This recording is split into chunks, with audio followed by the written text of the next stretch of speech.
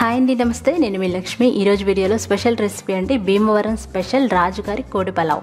చాలా టేస్టీగా ఉంటుందండి. ఎక్కువగా వెస్ట్ గోదావరి సైడ్లో అయితే ఈ పెళ్ళిళ్ళకి వాటికి ఈ రాజుగారి కోడి పలావే వండుతారండి. చాలా బాగుంటుందన్నమాట.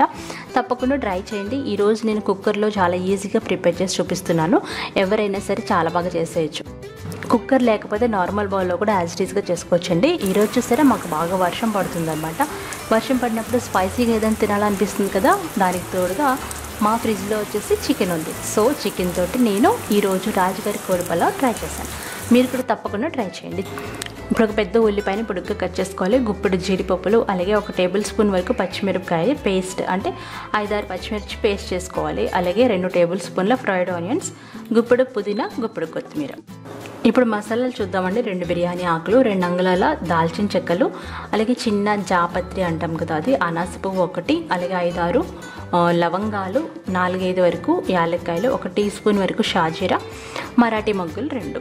ఇవే కాకుండా మీ దగ్గర ఏమైనా బిర్యానీ దినుసులు ఉంటే అవన్నీ వేసుకోవచ్చు. ఇక్కడ నేను 5-6 పచ్చిమిరపకాయలని పేస్ట్ చేసి పెట్టుకున్నాను. అలాగే ఫ్రైడ్ ఆనియన్స్ ఇంట్లో ఉన్నాయండి, వాటిని అనమాట నూనెలో బాగా వేయించుకోకు వచ్చిన ఫ్రైడ్ ఆనియన్స్ ఇవన్నీ రెడీగా పెట్టుకోవాలి. అప్పుడు మన వంట చాలా ఈజీగా అయిపోతుంది అనమాట.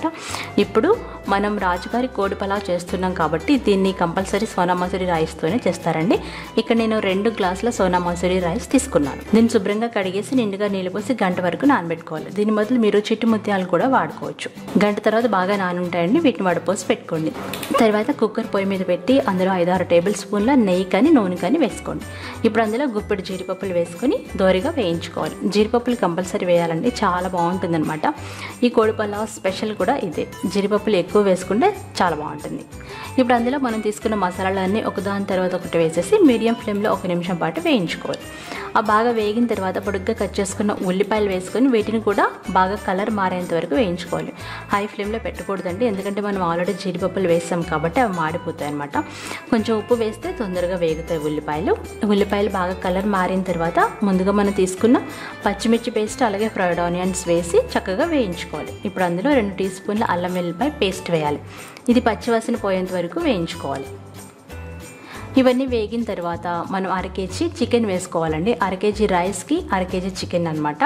మీరు ఎక్కువ తక్కువ కూడా వేసుకోవచ్చు. ఇక్కడ నా దగ్గర ఉన్నది నాటుకోడి అండి, కానీ మాకైతే స్కిన్ తీసేసి ఇస్తారన్నమాట, అందుకని ఇట్లా కనిపిస్తుంది. ఈ నాటుకోడి వేసేసి బాగా కలుపుకోవాలి. నాటుకోడితోనే చేస్తారండి రాజుగారి కోడి పలావ్ అనేది. ఒకవేళ మీకు లేకపోతే నార్మల్ చికెన్తో కూడా చేసుకోవచ్చు. బాగా కలిపేసిన తర్వాత అందులో 1/2 టీ స్పూన్ పసుపు, 2 టీ స్పూన్ల వరకు కారం వేసుకోవాలి.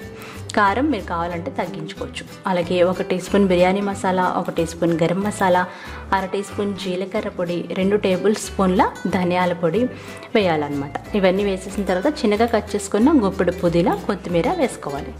ఇవన్నీ కలిపిన తర్వాత బియ్యం తీసుకున్న గ్లాస్తో 1/2 గ్లాస్ పెరుగు వేసుకోవాలండి. దాదాపు 100 గ్రాములు ఉంటుందన్నమాట. పెరుగు వేసేసి బాగా కలుపుకోవాలి. బాగా కలిపిన తర్వాత ఇప్పుడు అందులో చికెన్కి సరిపడా ఉప్పు వేయాలి. 1 టేబుల్ స్పూన్ వరకు ఉప్పు వేసి 1 గ్లాస్ నీళ్ళు పోయాలి. గ్లాస్ వాటర్ గుర్తుపెట్టుకోండి, ఎందుకంటే మనం తీసుకున్న బియ్యానికి డబుల్ వాటర్ వేస్తాం అనమాట. అందులో 1 గ్లాస్ వాటర్ ఇప్పుడు వేసేస్తున్నాం. వాటర్ పోసిన తర్వాత మూత పెట్టేసి మనం నాటుకోడి అయితే 6 విజిల్స్ వరకు, నార్మల్ బాయిలర్ కూడా అయితే 3 విజిల్స్ వరకు ఉడికించుకొని ప్రెషర్ పోయిన తర్వాత మూత తీసి చూస్తే చూడండి చికెన్ బాగా ఉడుకుంటుందన్నమాట. ముక్క చెక్ చేసినా సరే బాగా తెలుస్తుంది.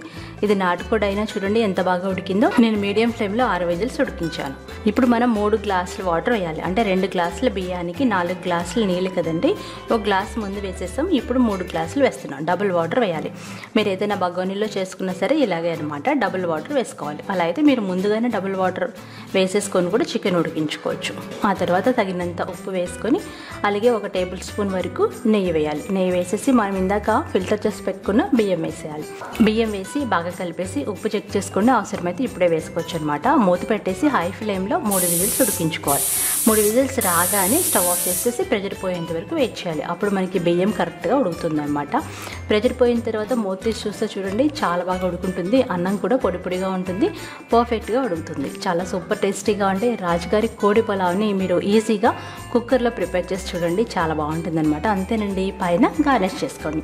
పైన ఫ్రైడ్ ఆనియన్స్ తోటి పుదీనాతో గార్నిష్ చేసుకోండి. సూపర్ టేస్టీగా ఉండే ఈ రెసిపీ మీరు ట్రై చేయండి.